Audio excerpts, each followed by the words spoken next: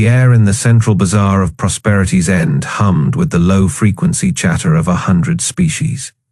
Holographic timers flickered above every transaction, counting down the seconds, minutes, years traded like common credits. The station's curved promenade stretched endlessly, a glittering ring of commerce where time was the only currency that mattered.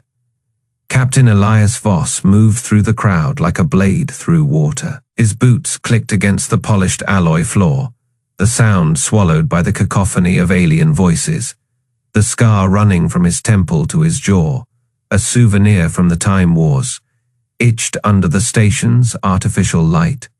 He ignored it. Had learned to ignore a lot of things. Beside him, Lira adjusted the cuffs of her envoy's jacket, her dark eyes scanning the crowd.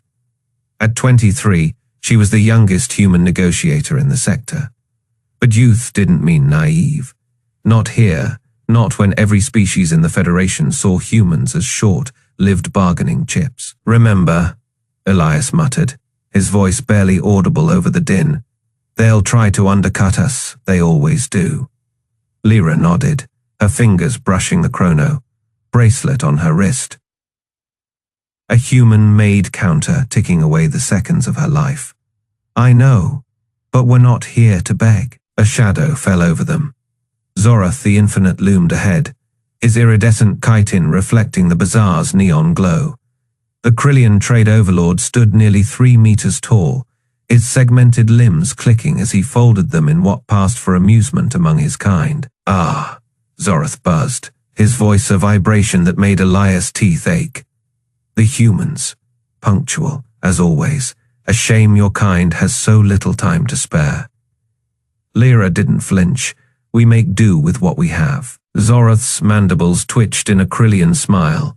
He gestured to a floating platform where a dozen of his attendants waited, their own timers glowing with centuries of accumulated time.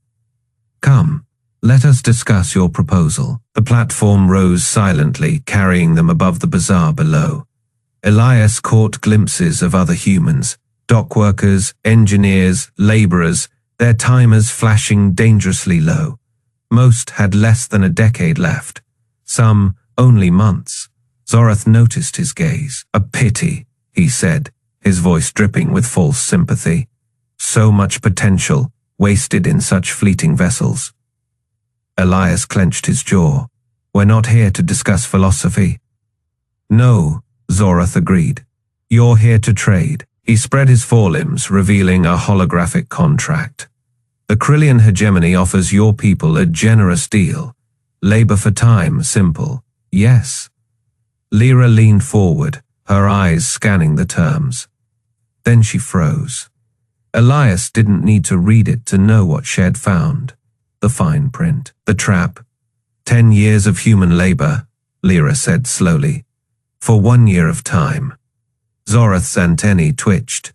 "A fair exchange. Your lives are short, ours are long. The math is inevitable." Elias felt the old anger rise, hot and familiar. Had seen this before, on a dozen worlds, in 100 negotiations. The Federation's great lie. That time was a resource. That some lives were worth more than others. Lira's fingers tightened around her chrono bracelet. "And if we refuse?" Zorath laughed. "A sound like grinding glass. Then your people will wither. Your colonies will starve.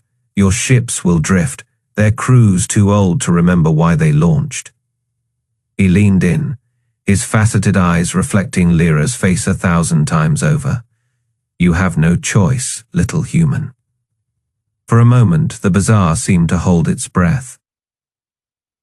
The timers flickered, the crowd stilled. Then Lira smiled.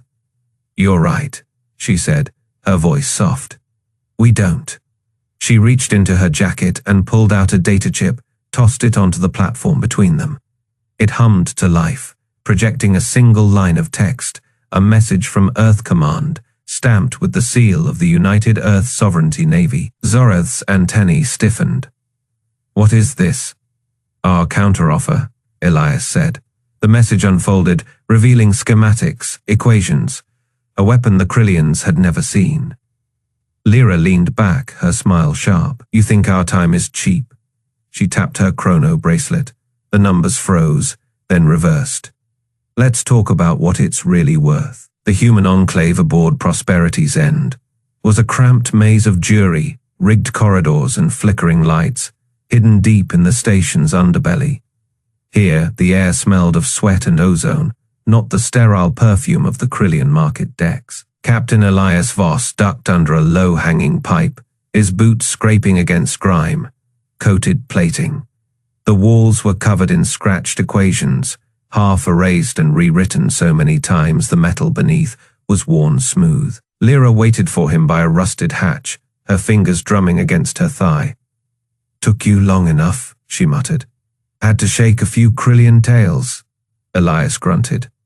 I've been watching us closer since the ban. Lira keyed in a code, and the hatch hissed open. Inside, the lab was a storm of stolen alien tech and human ingenuity. Wires snaked across the floor, hooked into jury, rigged consoles. At the center of it all, Dr. Mara Kessler hunched over a glowing core, her dark hair streaked with grease. The device pulsed erratically, casting jagged shadows across her face. Tikva, the Vexian scholar, stood nearby, her four eyes narrowed in skepticism. This is reckless, she hissed, her voice layered with the harmonics of her species. You're playing with forces even we don't fully understand. Mara didn't look up. That's the point. Elias stepped closer, eyeing the core. You cracked it. Not cracked. Mara corrected. Repurposed. She tapped a sequence into a battered datapad, and the core flared brighter. The Kryllians didn't invent temporal tech. They stole it, just like they steal everything else. Lira crossed her arms. So what's the catch? Mara finally turned, her eyes sharp. The catch is they've been lying. Time isn't a currency. It's a resource, one they've been siphoning from every species they trade with. She pulled up a hologram, a star system, its sun dimming unnaturally fast. See that? That's not natural entropy. That's a Kryllian harvester at work. They don't just sell time. They drain it from stars, from planets, from people. Tikva's frills flared. Impossible, the Federation would never allow. The Federation profits from it, Mara snapped. Why do you think humans got banned from the Centauri exercises? We're the only ones who live fast enough to notice. Elias exhaled slowly. So every time we take a time credit, we're not borrowing. Lira finished, her voice cold. We're paying with our lives. Mara nodded. And not just ours. Every species they've bought from is on the clock, literally. She tapped the core again, and a new hologram flickered to life. A Dyson sphere, its surface crawling with silver harvest ships. This is their real operation. They've been bleeding the galaxy dry for centuries. Tikva's hands trembled. If this is true, the implications are catastrophic. No kidding, Elias muttered. He studied the core. Then Mara, you built one of these. Not built, Mara said. Rebuilt. Took apart a Kryllian chrono device and rewired it. This isn't a harvester, it's a countermeasure. Lira's lips curled. You're telling me we can hit back? Mara's grin was all teeth. Better. We can break their system. Every second they've stolen, we can unsteal it. Tikva recoiled. You're talking about temporal warfare. The paradoxes alone will wreck their entire economy.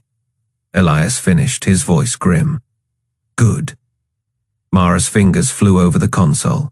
Problem is, we need to get this to the Dyson sphere. It's the heart of their network. Hit that, and the whole house of cards collapses. Lira cracked her knuckles. So we steal a ship. Not just any ship, Mara said. A Kryllian harvester. They're the only ones with the right shielding to get close. Elias glanced at Tikva, you in. The Vexian hesitated, then bared her needle. like teeth. If you're right, my people are being robbed blind, so yes, I'm in. Mara powered down the core, plunging the room into near darkness. Then let's go bankrupt some thieves. Outside, the station hummed with oblivious commerce. Timers ticking down above every transaction. None of the aliens noticed the humans slipping into the shadows. None of them realized their clock was about to stop. The Kronos breaker hung in the void, its dark hull shimmering with an unnatural sheen. Admiral Rin Varro stood on the command deck, his hands clasped behind his back, watching the tactical display. The Kryllian Dyson sphere loomed ahead, a monstrous ring of silver and blue, its surface pulsing as it siphoned the star's energy into shimmering temporal reservoirs. Around it, a swarm of Kryllian harvest ships darted like insects, their sleek forms glinting in the starlight. Status report, Varro growled. Temporal shielding at phase stability, replied Lieutenant Cho, her fingers dancing across the holographic interface. Phase engines primed, weapons hot. Varro allowed himself a grim smile. The Kryllians had no idea what was coming. On the view screen, the Kryllian fleet moved with arrogant precision, their formations tight, their weapons humming with barely restrained power. They had ruled the galaxy for centuries, trading in the one commodity no one else could manipulate, time itself. And now, they thought they could buy human lives like spare parts. Open a channel, Varro ordered. The comms officer hesitated. Sir, they've ignored every hail so far. Try again. A moment later, the screen flickered to life. A Kryllian commander filled the display, his iridescent chitin gleaming, his multifaceted eyes reflecting the dim light of the bridge. He didn't bother hiding his amusement. Human vessel, the Kryllian hissed, mandibles clicking. You are trespassing in sovereign Kryllian space. Power down your engines and prepare to be boarded. Varro didn't flinch. We're here to negotiate. The Kryllian let out a chittering laugh. Negotiate with what? Your pitiful lifespans, your cheap time. Varro's voice dropped to a dangerous whisper. No, with this. He nodded to Cho. The Kronos breaker flickered, then vanished. The Kryllian commander's laughter died in his throat. His sensors screamed as the human ship disappeared from every scan. Find them, he barked. Scramble interceptors, they can't have just. Then the alarms blared. The Kronos breaker reappeared, inside the Kryllian flagship's bridge. The crew barely had time to scream before the human marines stormed in. Their phase rifles humming, the Kryllians fired back, their energy bolts passing harmlessly through the humans as they flickered in and out of reality. Varro stepped onto the enemy bridge, his boots clicking against the polished floor. The Kryllian commander staggered back, his exoskeleton trembling. Impossible, he hissed. You can't manipulate time. Varro leaned in, his voice a razor's edge. Turns out we can. Outside, the rest of the human fleet engaged. The Kryllian harvest ships fired, their temporal disruptors designed to age enemy vessels to dust in seconds. But the human ships phased, slipping between moments untouched. Then the Kronos breaker's main cannon charged. The weapon didn't fire energy. It fired time itself. A bolt of distorted reality lanced out, striking a Kryllian cruiser. The ship shuddered, then fractured, its hull splitting into a dozen frozen moments. The crew inside screamed as they were stretched across seconds, their bodies trapped in endless loops of agony. The Kryllian commander watched in horror as his fleet unraveled. What have you done? Varro didn't answer. He didn't need to. The Kronos breaker's engines flared, and the ship vanished again, reappearing above the Dyson sphere. Mara's voice crackled over the comm. Admiral, the core is destabilizing. If we hit it now, do it. The cannon fired. The Dyson sphere screamed.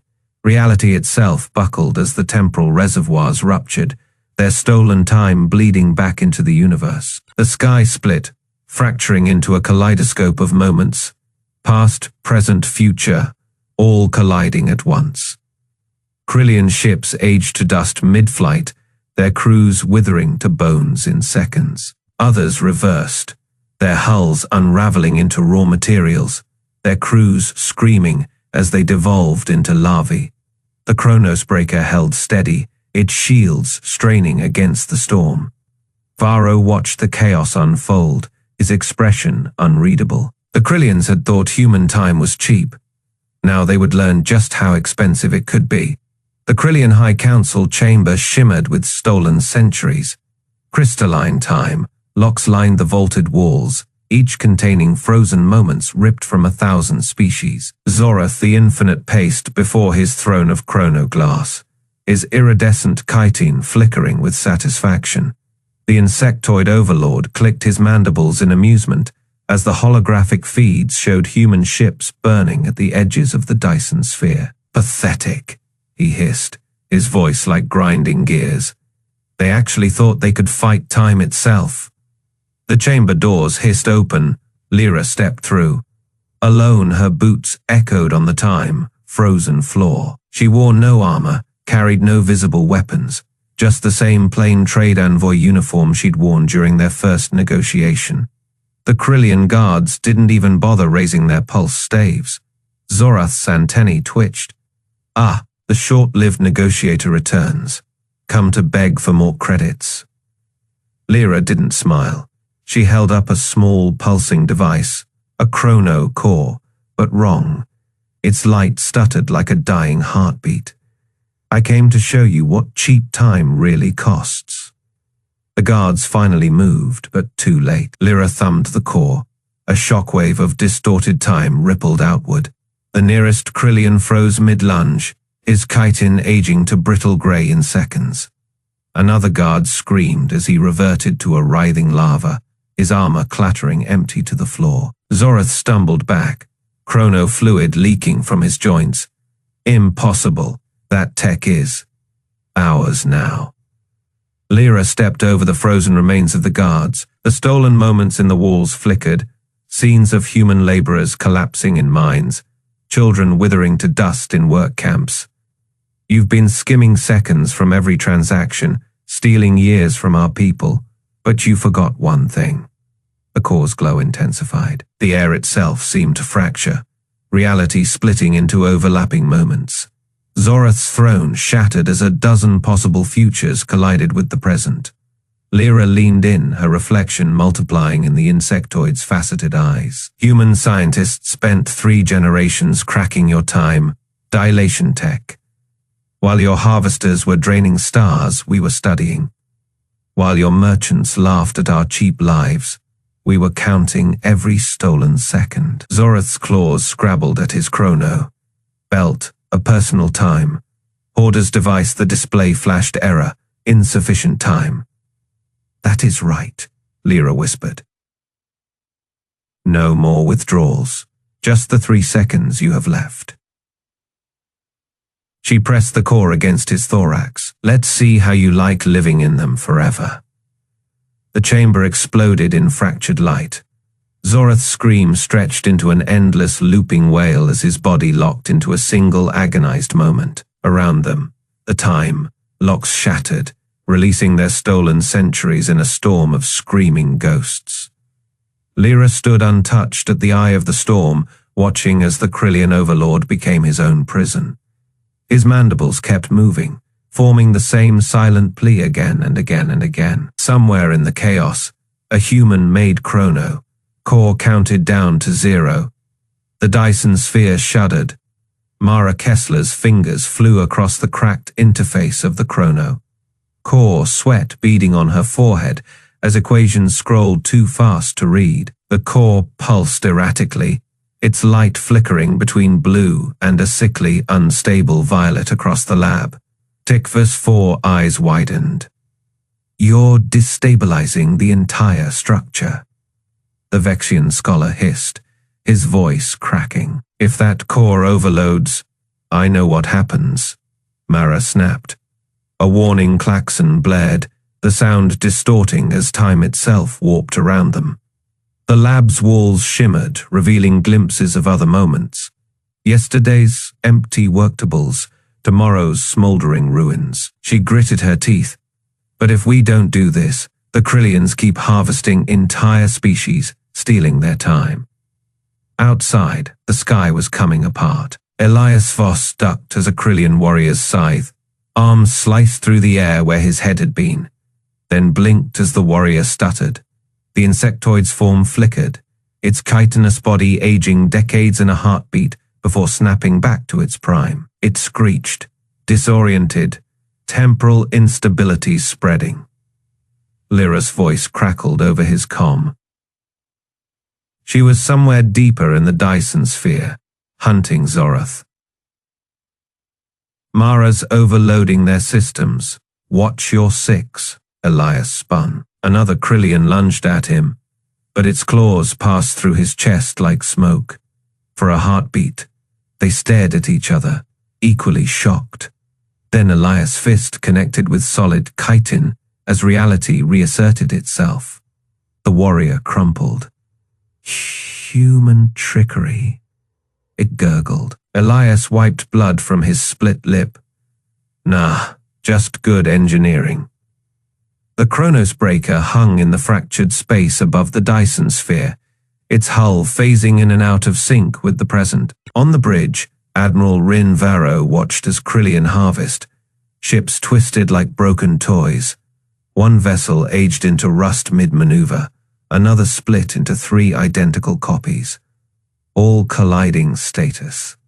Varro growled. Temporal wave at Fey Cascade, reported Lieutenant Cho, her hands steady on the flickering controls. The sphere's containment field won't hold much longer. A Kryllian dreadnought materialized off their bow, its weapons charging. Varro didn't flinch. Helm, phase shift, now. The breaker vanished just as the enemy fired. Plasma bolts tore through empty space. Then the human ship reappeared inside the dreadnought's engine core. Alarms wailed as the Kryllian vessel tore itself apart. Time's up, Varro muttered. Zoroth the Infinite staggered through his collapsing throne room, chrono fluid leaking from his joints. The crystalline time locks lining the walls were shattering, each fracture spilling stolen moments into the chaos. A child's laughter, a dying star's last light.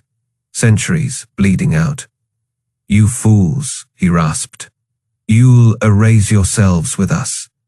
Lira stepped through a ripple in time, the temporal detonator humming in her grip. We're used to living on borrowed time, she said. The core's light painted her face in pulsing shadows. You're the ones who couldn't handle the bill. She pressed the trigger. The Dyson sphere screamed. Reality peeled apart like layers of burning parchment. Kryllians writhed as their bodies fractured across timelines, some aging to dust mid-scream, others reverting to larvae, their armor collapsing into empty husks. The sphere's outer plates tore free, spinning into the void as the star at its core pulsed, its light bending backward. Mara's lab dissolved around her. She clung to the chrono core, its casing cracking under her fingers. Almost there, Tikva grabbed her arm. You'll be erased. Not if I sink the overload to their network, she grinned, wild and bright. They wanted our time. Let's give it to them, all at once. The core detonated for 3 heartbeats. The universe held its breath. Then the Dyson sphere unmade itself in a silent, shimmering wave. The temporal backlash ripped outward, snapping harvest, ships like twigs. Kryllian warriors froze mid-stride, trapped in looping seconds of agony. The Chronos breaker rode the shockwave, its shields flaring as stolen time rushed back to the stars it had been drained from. On what remained of the throne room, Zoroth shrieked as the detonator's blast hit him. His body locked, not dead, not alive, just stuck. Lira watched as his form flickered, replaying the same terrified expression 3 seconds again. And again, enjoy eternity, she whispered. Then the storm swallowed everything. The air inside the ruined trade hub smelled of ozone and something else. something like the metallic tang of time itself unraveling. Tikva's four eyes darted across the shattered remains of the chrono market, her delicate Vexian fingers trembling as they brushed against a frozen Kryllian merchant. The creature was caught mid-scream, its iridescent chitin locked in a single, eternal moment. Around it, hundreds more stood like grotesque statues, their timers shattered at their feet. "You did this," Tikva whispered. Admiral Varro stepped over a fractured time, lock his boots crunching on crystalline debris. The Chronos breaker hovered outside the station's shattered viewports, its temporal shielding still flickering like a dying star. "No," he said, voice rough. "They did this to themselves." Tikva turned to him, her primary eyes wide. "You don't understand. The Kryllians built their entire civilization on temporal mechanics, their trade, their power. It was all predicated on controlling time." She gestured at the frozen aliens. "And now you've broken it." Varro smirked. "Funny how that works." A low hum filled the chamber as the breakers phase, drives powered down. On the station's cracked main display, a live feed from the Dyson sphere played on loop. The moment Mara's core had detonated, unraveling the megastructure in a storm of fractured timelines. Kryllian harvest ships, caught in the backlash, flickered in and out of existence, their crews aging to dust or reverting to larvae mid-scream. Lira stepped into the room, her boots leaving faint imprints in the chrono. Dust, she held a small, pulsing device, the same temporal detonator Shed used on Zorath. "We just got a transmission from the Kryllian remnant fleet," she said. "They're begging for a ceasefire." Tikva's mandibles twitched.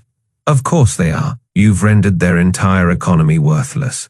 Without the ability to harvest or trade time, they're just bugs." Varro crossed his arms. "Good. But don't you see?" Tikva's voice rose, her usually calm demeanor cracking. "This isn't just about the Kryllians. The entire galactic market runs on temporal exchange.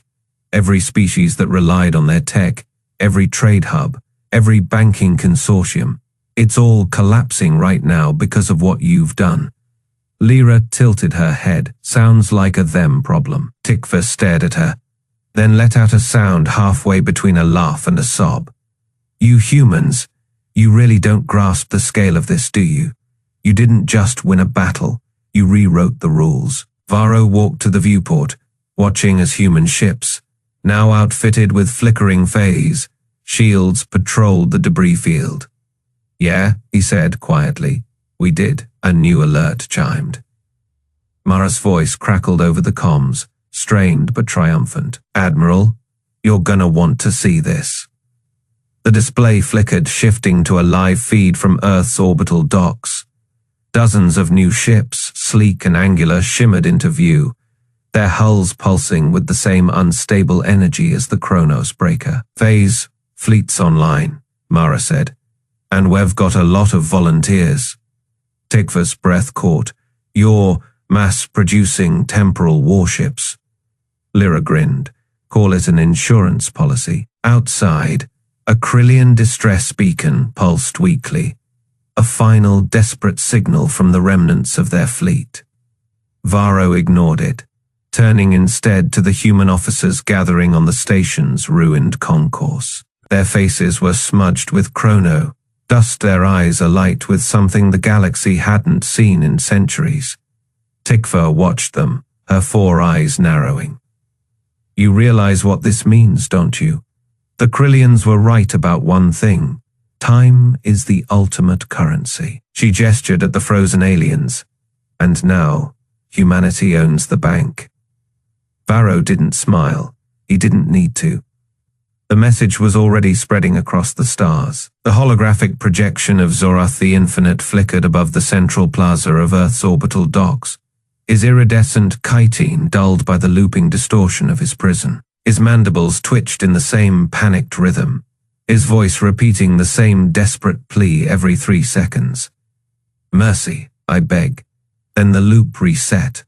Around him, the delegates of 100 species stood in silence, their postures rigid with newfound respect or fear. Lira adjusted the cuffs of her formal jacket, the fabric woven with threads of chrono-resistant alloy. She didn't smile, she didn't gloat, she simply let them watch. Tikva, her 4 eyes wide, stepped forward. The Vexian scholar's voice trembled. You didn't just trap him. You scripted his suffering, the same 3 seconds for centuries. Cheap time, Lira said softly. Costs everything. Admiral Varos' boots echoed against the deck as he joined them, his uniform bearing the new insignia of the Temporal Defense Corps. Behind him, the Kronos breaker hung in space, its hull shimmering between realities. The Kryllian Dyson sphere's collapse destabilized their entire network, he said.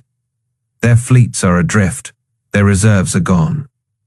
He glanced at Zorath's looping image, and their overlords are learning the value of a single second. A murmur rippled through the crowd. The Galax ambassador, a gelatinous mass in a containment suit, pulsed nervously. This is unprecedented. The Kryllians controlled time itself, and now, Lira interrupted. Humanity controls the terms. She tapped a command into her wrist display. Across the plaza, massive holograms flared to life, the Milky Way's core, the Chrono Fleet signature flickering ships, and a single message in every known language. Human time isn't cheap. It's priceless. The silence that followed was thicker than vacuum. Then the first delegate knelt. It was the Cerilon ambassador, his 6 legs folding in the traditional gesture of submission. The Galax followed, then the Thrix, then the rest, until even the proudest species bowed before the humans they'd once mocked as fleeting. Tikva didn't kneel. She stared at Lira, her voice barely audible. You could have destroyed them, wiped the Kryllians from existence. Why the loop? Lira finally smiled. It didn't reach her eyes. Because now every species in the galaxy will remember what happens when you steal from us. They'll see Zorath's face, hear his voice, and they'll know. She turned to the flickering hologram. Time isn't currency, it's a weapon, and we just became the only ones who know how to wield it. A chime echoed through the docks, a familiar sound, one that had once marked the opening of trade on Prosperity's end. But here, now, it signaled something else, the birth of a new era. On the observation deck of the Kronos breaker, Dr. Mara Kessler watched the delegates scatter, their ships retreating with unseemly haste. She sipped her coffee, the steam curling in the low gravity. They'll try to replicate the tech, she mused. Break the loop, steal the core. Elias Voss leaned against the railing beside her, his scarred face lit by the glow of Earth below. Let them try. He nodded to the fleet, hundreds of human ships, their temporal shields humming. We'll be waiting. Far below, in the heart of the plaza, Zorath's hologram screamed. The loop reset, and the galaxy learned its first lesson. Never bargain with a species that has nothing to lose, especially when they've learned how to make you lose everything.